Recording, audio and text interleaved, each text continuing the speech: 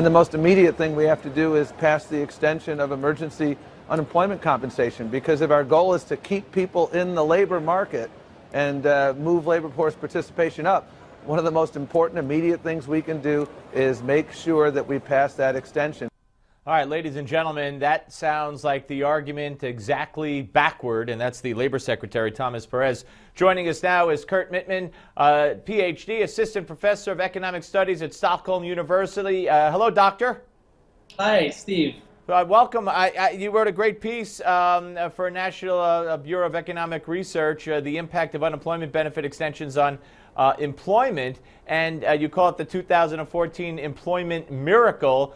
It just makes sense, and Republicans, many of them have been championing this for years, that if you're going to endlessly extend unemployment benefits, people are going to get lazy, and they're going to stay home, and they're going to just take the unemployment benefits. Well, I think, so Steve, what we were interested in is looking at, trying to measure the effect of the end of the extensions at the end of 2013, and, we kind of used the fact that different states had different amount of weeks at the end of 2013 to see, how did states that had bigger cuts have different job growth in 2014.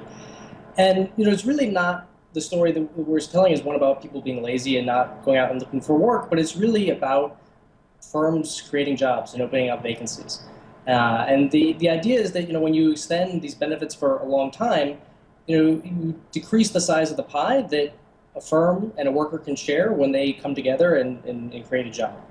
And so that when these benefits get extended, really what's happening is that the pie is shrinking, and firms know that if the pie is smaller, they're not going to put forth the cost and the effort to open up jobs, and that leads to higher unemployment. So it's not so much that people are lazy and not out there searching; it's that the pie is getting smaller, and because of that, firms just aren't creating the jobs. All right, so the 1.8 million jobs created in 2014, you talk about the fact that about 1 million of them were actually filled by workers who ordinarily would not have participated in the labor force if they were receiving these extended benefits, correct? Right, exactly. And so that's one of the innovative things about our study is that it allows us really to look at the full impact of the benefits on employment. And so studies typically just look at people that are actually receiving benefits, so they have no way of even measuring what the effect is on people that are participating.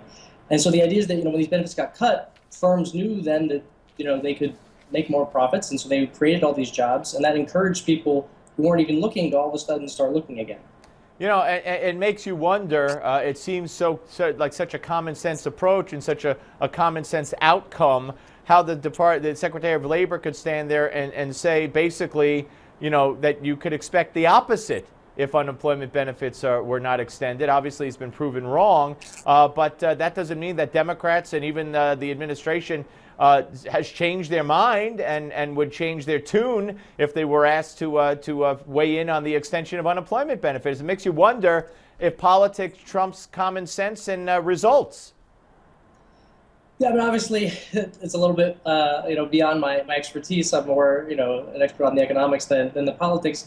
But I think kind of stepping back, we do measure that there's this effect on job creation. But I think that the actual policy question is a little more nuanced because there is an insurance benefit from providing people these benefits when they do lose their jobs, sometimes through no fault of their own. And so it's kind of a trade-off between incentives where you want to give the best incentives to firms to open up new jobs, but you also want to provide some insurance for people who maybe through bad luck lost their jobs. So I think again we do see this big effect on employment, and I think that obviously the best kind of insurance to someone is probably getting them back into a job, but it is a little more nuanced in terms of the what exactly is the optimal level, the optimal time. But I think that it was clear in this case that the benefits were extended for too long. And I don't know, a lot of people will criticize the types of jobs that have been created, the overall low numbers in the workforce participation rate in this country, the fact that many people have taken lesser jobs if they haven't given up altogether,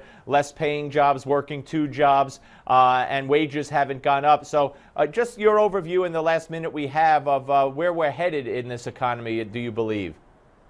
No, so I think the fact that we've had so many people getting back to work in this past year is great. And the fact that we have kind of other things going on in the world that make our economy more competitive, I think is good. So that, but I think that we should be cautious that a lot of the growth that we saw in 2014 was a result of cutting the benefits, and so there could be still other underlying fundamentals that maybe haven't gotten back to where they were pre the Great Recession. Right. All right. Listen, good conversation. I appreciate it, Doctor. Thank you very much. Thank you. All right. Very interesting, folks.